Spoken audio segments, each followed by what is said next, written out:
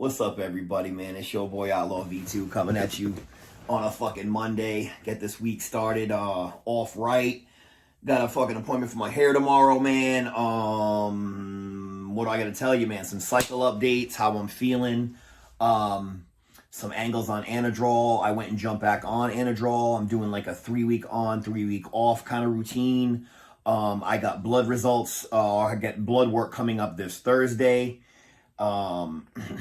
What else? Some poundages, how I've been training, how the cycle is coming along and how that's impacted my training. Also some final notes on my knee, what's going to be going on with that. And that's it. So remember, if you like my videos, don't forget to hit subscribe, hit your notification bells.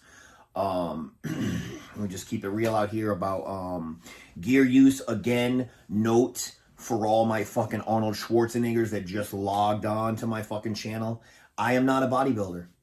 I don't want to be a bodybuilder. So I just preface this with, because always I get this, you're on that much fucking gear and you're not fucking, and I just fucking can't listen to this shit anymore.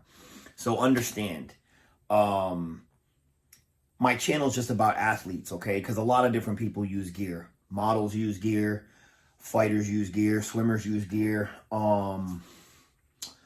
fucking bodyguards use gear, actors use gear, your fucking neighbor uses gear, your grandma's fucking former roommate uses gear, the guy down at the fucking gym that benches more than you uses gear. So understand, I'm just another guy out there just like anybody else, that just wants to have a good body and wants to be healthy, into my 40s. Because I'm 46 right now, and I don't know how many motherfuckers that you know that are 46 years old and fucking their body even looks close to this. They probably don't. And another thing I'll touch on, which is kind of like efficiency in the gym, is another reason, like, you know, why I run gear. It's just not to be a fucking 230-pound bodybuilder. If I was a 230-pound bodybuilder and I wanted to do that, I would approach my diet like that. I would approach my training like that. That's not what I want to do. I want to be big enough to warn people, warn other men off that they don't want to fight me, and big enough to throw girls around that weigh less than me. And that's pretty much easy, you know? So moving the fuck on. Cycle is going good. No pip from the Roid Bazaar gear. This is one thing I was wondering. When I switched from one company, I went from PSL, I went to fucking Roid Bazaar. And as you know, carrier oils are what's used to mix the hormones. So they take carrier oils, you know, yeah, get your fucking notebooks out. I'm going to start teaching you some fucking gear, bro science. So when you mix hormones, you have them run in a certain carrier oil, and different vendors use different carrier oils. Now, when you inject that into you, your body's going to have a certain reaction. It shouldn't have any reaction. There should be no swelling or anything like that. Like displacement inside the muscle, if you do glutes, you do delts or whatever. Pinning is a different fucking issue. But if I do glutes, so I usually don't get any displacement and I get no pip. Now, I used to not get any pip from PSL gear, and I was worried about going over to the gear from Roid Bazaar, because I thought I would get fucking pip and I'd be limping around and fucking weird, walking weird at the gym, and I didn't want all that. I was like, fuck. So that's why I don't like switching vendors. But I'm happy to report that I didn't get any pip. If people don't know what the fuck pip is, it's pain at the injection point. So when you take these fucking pins, it shouldn't be hurting. That's why I don't do quads, because quads always seems to fucking hurt. Delts I can deal with. Glutes I can deal with. But I cannot do fucking, you guys that do quads are fucking animals. That's all you Arnold motherfuckers out there. I know you guys do quads. But that's up to you. Again, I didn't get any pip from the gear, so that's really good. What else? It came on really quick. You know, I was expecting to have to deal with like estrogen control big time, like going up and down because I was using prop versus cypionate. Nope.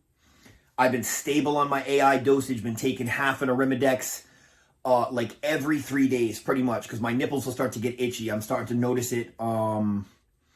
They just get itchy, and I just boop, pop half of a fucking Arimidex and I'm good to go. What else? So what I was telling you guys about the Anadrol. So I stayed on a dose And I kind of kicked up the trend a little bit. Because I had went back to the Razor 200, and I was doing 450 test, and it was only getting me 225 trend, 225 mass. And I didn't think that was enough trend. I usually like to run 300 trend. So I had Trenbolone here from Roy Bazaar. So I just added it, just mixed it. If I'm running a blend, this is another fucking question. People are asking me all the time, hey, can you mix this and that? Can you mix fucking Masteron with Test Prop? Can you mix Test Sip with Test Prop? Is it gonna fizzle out? Fuck no, it's not gonna fizzle out. Mix that shit. You can fucking mix anything with anything. It has the chemical fucking properties are not gonna fucking mix or blend up. None of that shit. Just don't mix it with motherfucking blood. Like when you pull back on the needle, if fucking blood comes out, I don't do all that shit. That's for y'all to determine. I don't do that pull out shit. Once I get it in there, it's a wrap. I'm doing it. But again, don't mix it with blood. But yes, you can mix any chemical with any chemical. So you can trim your levels using some other trend that you have. Like if you're running a blend and you're locked into a dosage, well, just add a little bit more trend. Or a little bit more mass. Okay, so I trimmed out my trend levels back to 325 because that's kind of where I like to be at. I'm not experiencing any night sweats. I'm not experiencing any night terrors. I'm not experiencing any night rapes. I am not experiencing any any of that shit. I'm pretty much good to go.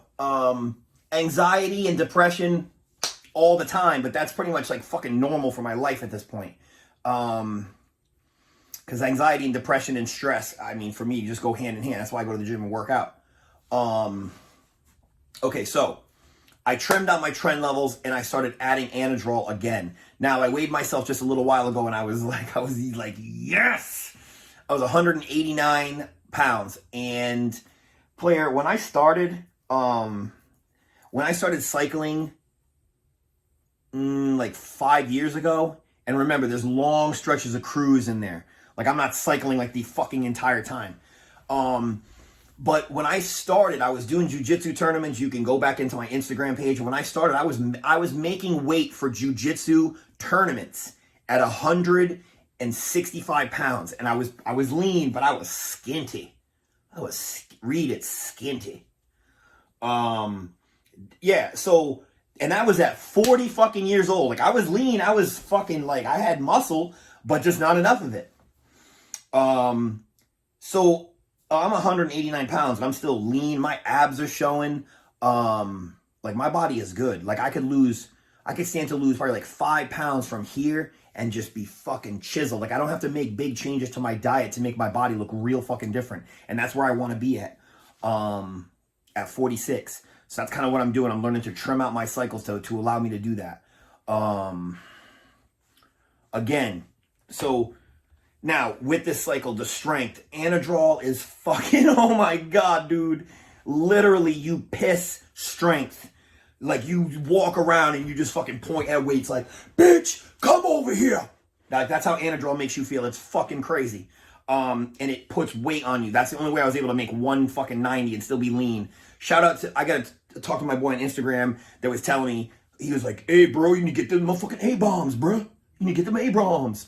He told me, he said, if they fucking give you anadrol, take that shit. And I always thought anadrol would give me balloon face and all that shit, and it didn't. As long as you keep your diet under control, because it does make me want to fucking eat a lot. It sparked my appetite. Tren kills my appetite. So if you take Tren and anadrol at the same fucking time, it's made me want to eat.